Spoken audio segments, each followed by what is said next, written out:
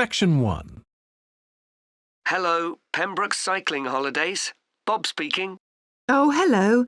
I've seen your advert for people to lead cycle trips. Are you the right person to speak to? Yes, I am. Could I have your name, please? It's Margaret Smith. Are you looking for a permanent job, Margaret? No, temporary. I've got a permanent job starting in a few months' time, and I want to do something else until then. What work do you do? This will probably sound crazy. I used to be a lawyer, and then I made a complete career change, and I'm going to be a doctor. I've just finished my training. Right. And have you had any experience of leading cycle trips? Yes, I've led several bike tours in Africa. The trip to India that I had arranged to lead next month has now been cancelled. So when I saw you were advertising for tour leaders, I decided to apply. OK. Now, we normally have 2 or 3 leaders on a trip, depending on the size of the group. Some tours are for very experienced cyclists, but we've got a tour coming up soon in Spain, which is proving so popular we need an additional leader. It's a cycling holiday for families. Would that suit you? It certainly would. I enjoy working with children, and I probably need some more experience before I go on a really challenging trip. That tour includes several teenagers. Have you worked with that age group before? Yes, I'm a volunteer worker in a youth club where I help people to improve their cycling skills. Before that, I helped out in a cycling club where I taught beginners. Well, that's great. Now, the trip I mentioned is just for a fortnight, but there might be the possibility of leading other tours after that. Would that fit in with your plans? That'd be fine. I'll be free for 5 months. My job is due to start on October the 2nd, and I'm available from May the 1st until late September. Good. Now, is there anything I need to know about the food you eat? We usually have 1 or 2 people in the group who don't eat meat or have some sort of food allergy, so we're always very careful about that. Yes, I'm allergic to cheese. Would that be a problem? No. As long as we have enough notice, we can deal with that. That's great. It sounds really interesting. Would you like me to fill in an application form? Yes, please.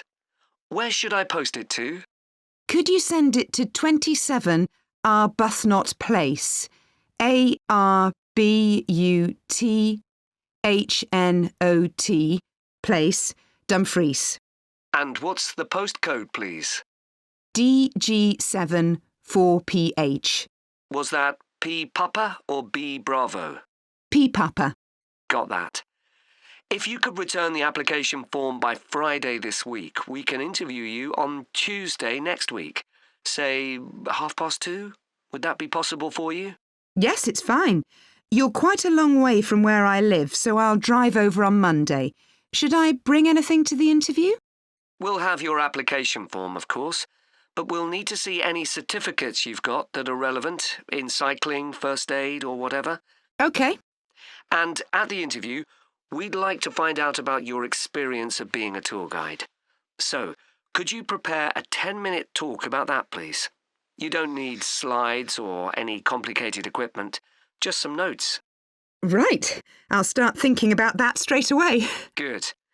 Well, we'll look forward to receiving your application form and we'll contact you to confirm the interview.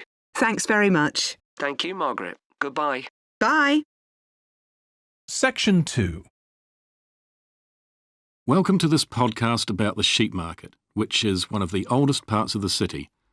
As its name suggests, there was originally a market here where farmers brought their sheep, but now it's been redeveloped into a buzzing, vibrant area of the city, which is also home to one of the city's fastest growing communities. The nearby university has always meant the area is popular with students who come in to enjoy the lively nightlife, but now graduates embarking on careers in the worlds of fashion and design are buying up the new apartments recently built here to replace the small houses where the market workers used to live. The narrow old side streets are great places for finding original pictures, jewellery and ceramics which won't break the bank, as well as local produce like fruit and vegetables. There's also lots of pavement cafes where you can have a coffee and watch tourists from all over the world go by. The oldest buildings in the area are on the main streets, including the city's first department store, built in the 1880s, which is still open today. The sheep market is a centre for fashion, and there's a policy of encouraging new young designers. The Young Fashion Competition is open to local young people who are passionate about fashion. This year they've been asked to design an outfit based on ideas from the music and technology that's part of their everyday life, using both natural and man-made fibres. The garments will be judged by a panel of experts and fashion designers, and the winning entries will be modelled at a special gala evening. Parking at the sheep market is easy. There are plenty of pay and display car parking spaces on the roadsides, which are fine if you just want to stay for an hour or two. But if you want to spend the day there, it's better to park in one of the 4 underground car parks. It's not expensive, and if you can present a receipt from one of the local stores, you'll not be charged at all. After 6 p.m, many of the car parks have a flat rate which varies, but it is usually very reasonable. The sheep market is one of the main centres for art and history in the whole of the country. If you look at our map, you'll see some of the main attractions there. Most visitors start from Crawley Road at the bottom of the map. The Reynolds House is one of the oldest houses in the city and is open to the public. It's on the north side of Crawley Road, next to the footpath that leads to the public gardens. The area is particularly interesting for its unusual sculptures. The thumb is just what its name suggests, but it's about 10 metres high. You'll see it on Hill Road, across the road from the bank. The museum's got a particularly fine collection of New Zealand landscapes. It's on the east side of the sheep market, on City Road. It's on the other side of the road from the public gardens, immediately facing the junction with Hill Road. The Contemporary Art Gallery is on a little road that leads off Station Square, not far from the public gardens. The road ends at the gallery. It doesn't go anywhere else. That's open every day except Mondays. The Warner Gallery specialises in 19th century art. It's on City Road, near the junction with Crawley Road, on the same side of the road as the public gardens. It's open on weekdays from 9 to 5 and entry is free. Finally, if you're interested in purchasing high-quality artwork, the place to go is Nucleus. You need to go from Crawley Road up through Station Square and east along Hill Road until you get to a small winding road turning off. Go up there and it's on your right. If you get to City Road, you've gone too far. Section 3. Joe, you know I'm giving a presentation in our film studies class next week? Yes. Well, could we discuss it? I could do with getting someone else's opinion. Of course, Katie. What are you going to talk about? It's about film adaptations of Shakespeare's plays. I've got very interested in all the different approaches that film directors take. So I thought I'd start with Giannetti, who's a professor of film and literature, and in one of his books he came up with a straightforward classification of film adaptations based on how faithful they are to the original plays and novels. Right. I've already made some notes on that, so I just need to sort those out before the presentation. I thought that next I'd ask the class to come up with the worst examples of Shakespeare adaptations that they've seen, and to say why. That should be more fun than having their favourite versions. Yes, I can certainly think of a couple. Right. Next, I want to talk about Rachel Malco. I came across something on the internet about her work on film adaptations, and I was thinking of showing some film clips to illustrate her ideas. Will you have enough time, though, both to prepare and during the presentation? After all, I doubt if you'll be able to find all the clips you want. Perhaps you're right. OK, well, I'd better do some slides instead, saying how various films relate to what she says. That should encourage discussion. Next, I want to say something about how plays may be chosen for adaptation because they're concerned with issues of the time when the film is made. You mean things like patriotism or the role of government? Exactly. It's quite tricky, but I've got a few ideas I'd like to discuss. And finally, I want to talk about a few adaptations that I think illustrate a range of approaches and make some comments on them. Do you know the Japanese film Ran? I haven't seen it. It was based on Shakespeare's King Lear, wasn't it? That's right. It was a very loose adaptation, using the same situation and story, but moving it to 16th century Japan instead of 16th century Britain. So, for example, the king's daughters become sons, because in Japanese culture at that time, women couldn't succeed to the throne. OK. I hope you're going to talk about the 1993 film of Much Ado About Nothing. I think that's one of the best Shakespeare films. It really brings the play to life, doesn't it? Yes, I agree. And I think filming it in Italy, where the play is set, makes you see what life was like at the time of the play. Absolutely. Right, what's next?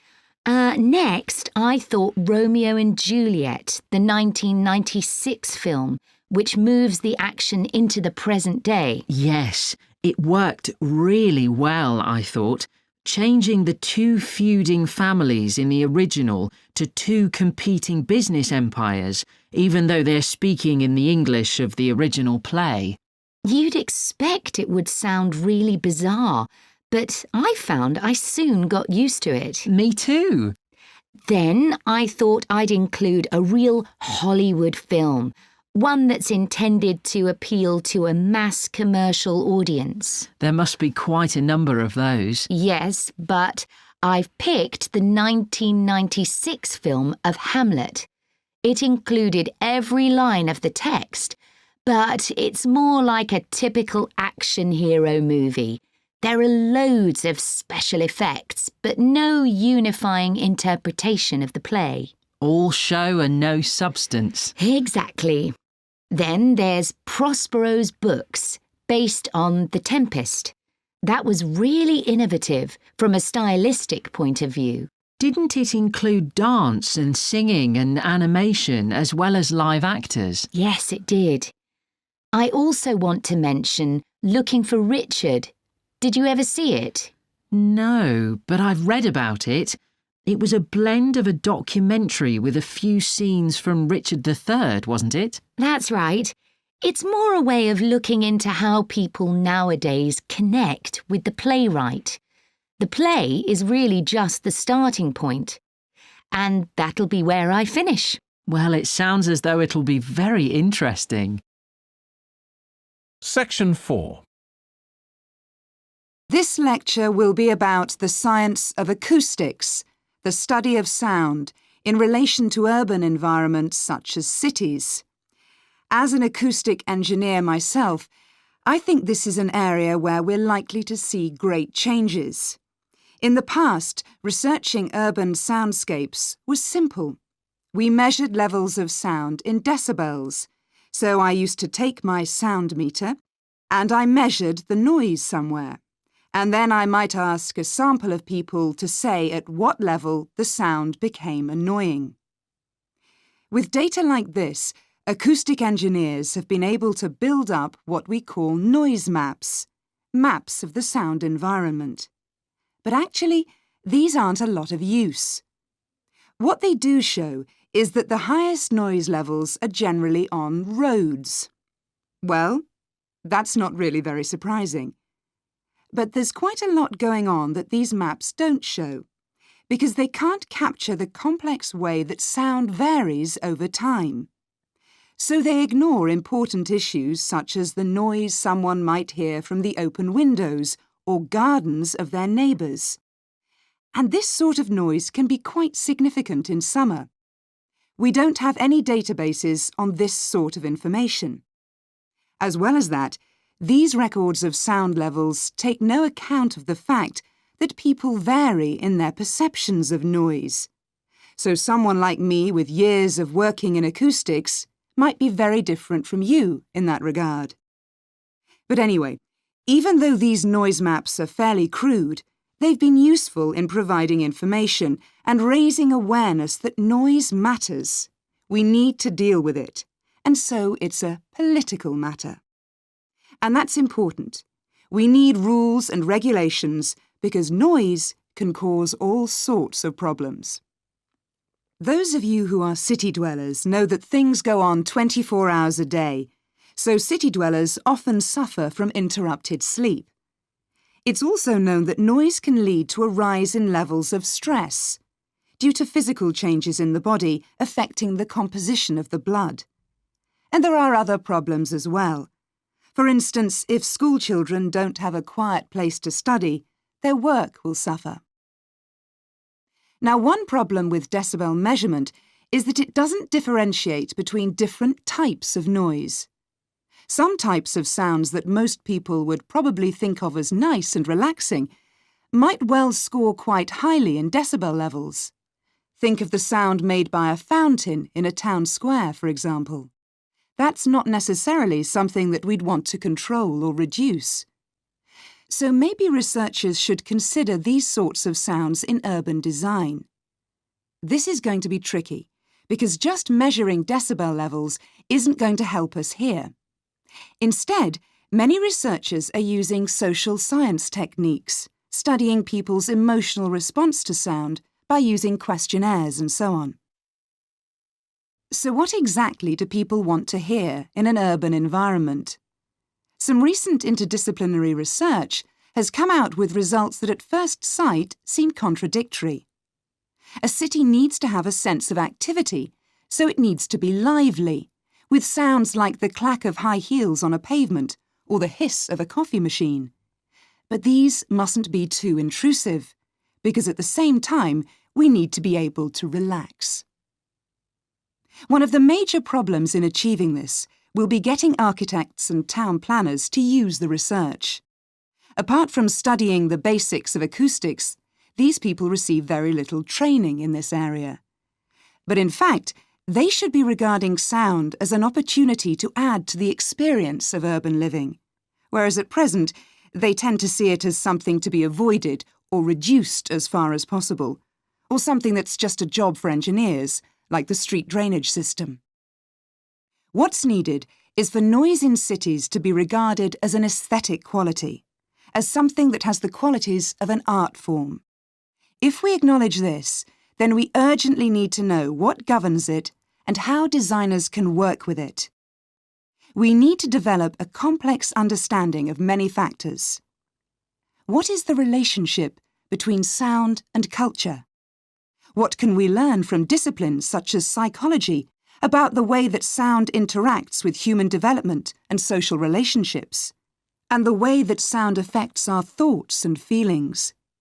Can we learn anything from physics about the nature of sound itself?